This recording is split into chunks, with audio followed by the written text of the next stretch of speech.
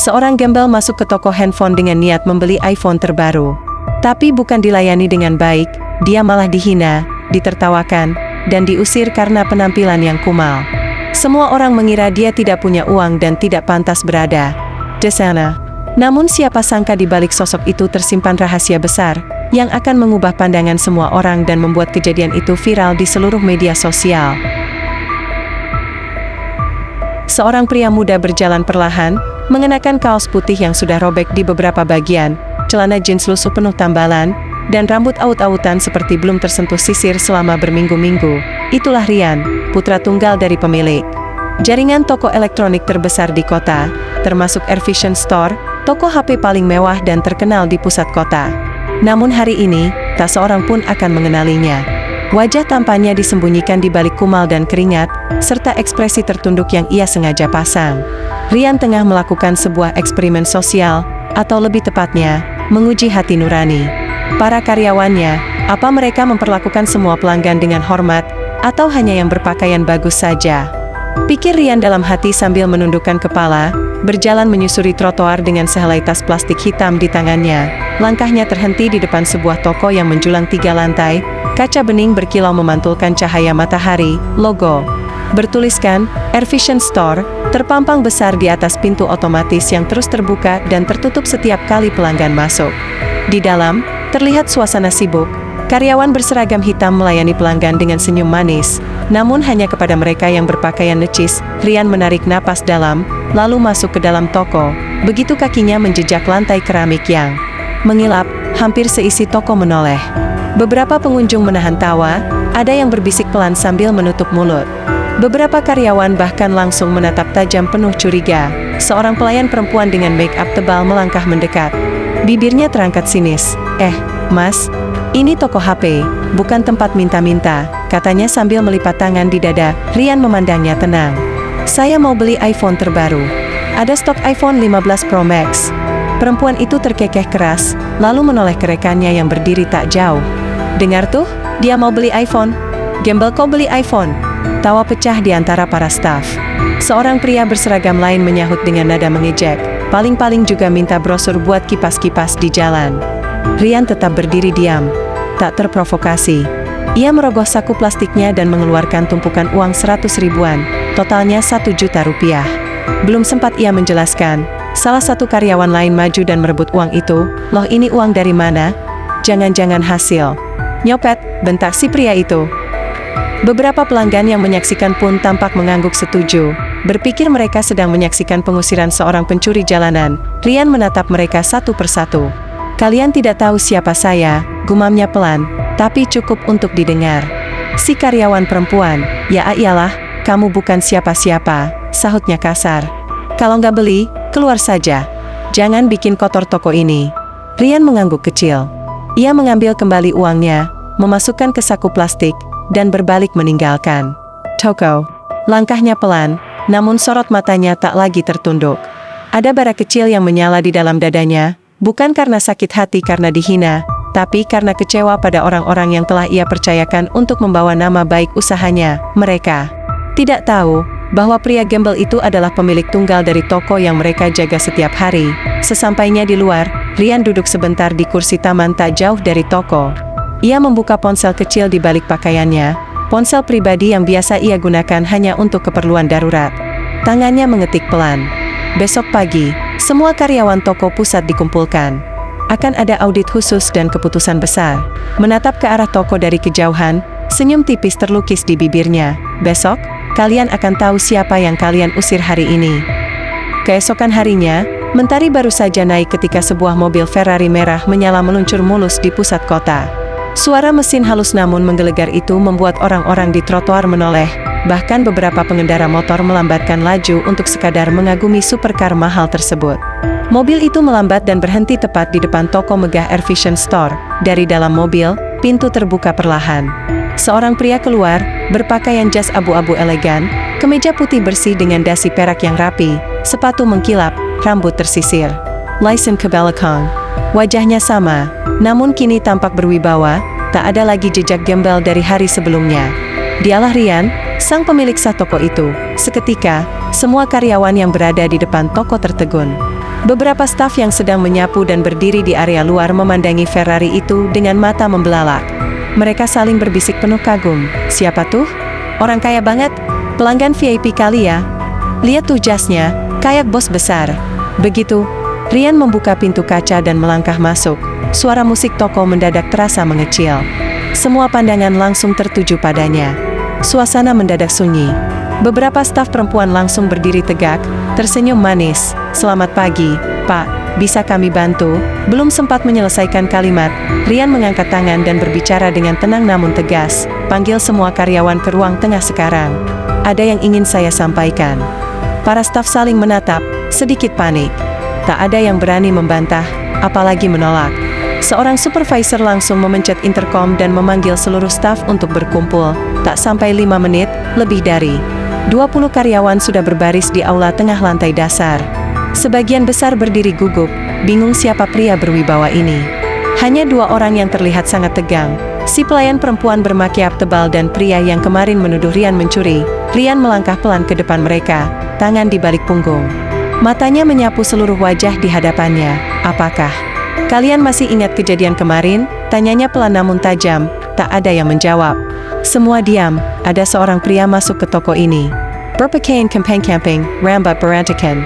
Ia ingin membeli iPhone terbaru. Tapi, bagaimana dia diperlakukan?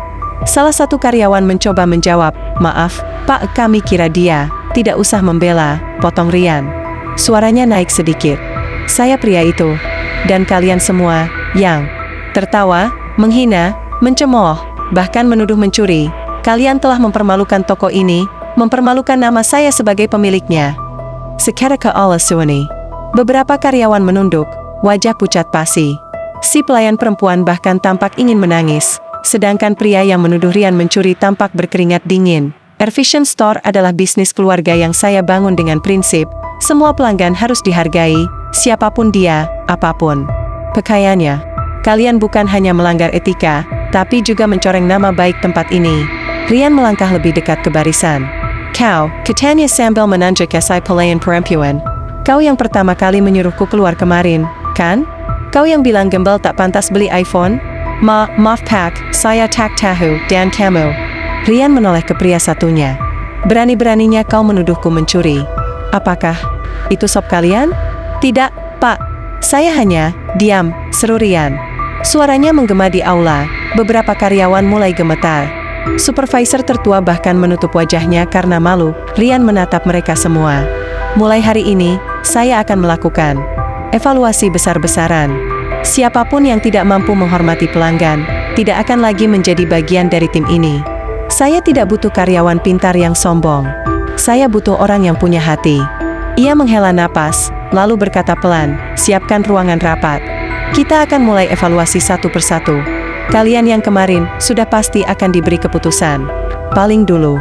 Ia pun berbalik, meninggalkan aula menuju ruang direksi di lantai 2. Karyawan yang tersisa hanya bisa menatap punggungnya dengan wajah penuh ketakutan. Baru hari ini mereka sadar bahwa gembel yang mereka hina kemarin adalah bos besar yang bisa menentukan nasib mereka. Sore itu, setelah hari yang penuh amarah dan evaluasi keras di toko pusat, Rian pulang ke rumahnya yang megah di kawasan elit Bukit Araya Residence. Gerbang otomatis terbuka perlahan ketika mobil Ferrarinya memasuki halaman luas berpaving rapi. Rumah 3 lantai bercat putih gading itu berdiri gagah, dikelilingi taman asri dan air mancur yang mengalir tenang. Begitu turun dari mobil, seorang perempuan anggun bergaun santai berlari kecil menyambutnya. Dialah Alia, istri Rian, wanita cerdas dan penyabar yang sudah mendampinginya sejak toko HP itu masih kecil dan belum sepopuler sekarang. "Kamu kelihatan lelah, Mas," ujar Alia lembut, mengusap lengan Rian. "Aku udah siapkan teh madu dan camilan di balkon." Rian tersenyum tipis, meski lelah masih membekas di wajahnya. "Aku butuh itu, dan juga butuh bicara."